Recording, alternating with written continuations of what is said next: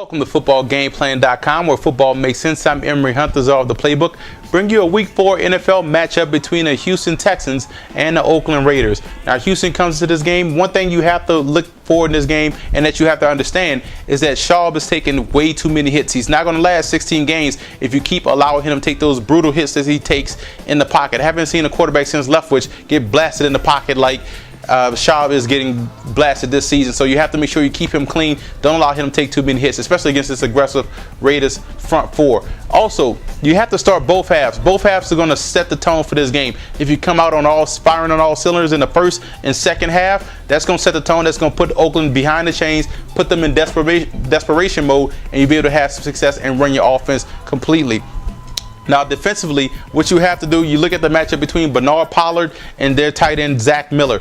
Bernard Pollard has to win that matchup because that is a talented tight end out there in Oakland, and Zach Miller controls the middle of the field, vastly underrated. If Pollard could win that matchup, then you effectively shut down 1/3 of the Raiders' offense, and that'll give you an opportunity to be more aggressive in the run department because they're still one-sided in their passing game as far as receivers. Lewis Murphy's Hayward Bay is not there yet, so you shut down Miller, you allow yourself to roll coverage to Murphy, and you take your chances with Hayward Bay. Now, the Raiders, what you have to do is tie up your loose ends and come out aggressive. You tie up your loose ends defensively, no penalties, no offsides, no pass interference, but you maintain that aggressiveness and you will get a chance to hit Schaub, and that's something you have to look for this game. Also, you continue to play multiple. That's something that has to be key. You're very multiple on offense now that Gronkowski is in the game. So continue that offensive balance. That's something that really kept Arizona off their heels.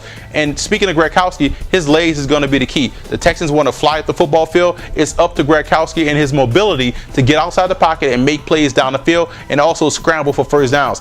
But you also can't mention the big matchup of Andre Johnson versus Nnamdi Asomugha. He did an outstanding job last week against Fitzgerald. He has to do that same thing against Andre Johnson, a big, talented, physical guy. Two physical guys, both on the cornerback and on the receiver aspect. That's something you want to look for throughout this game. It's going to be a fun matchup to watch.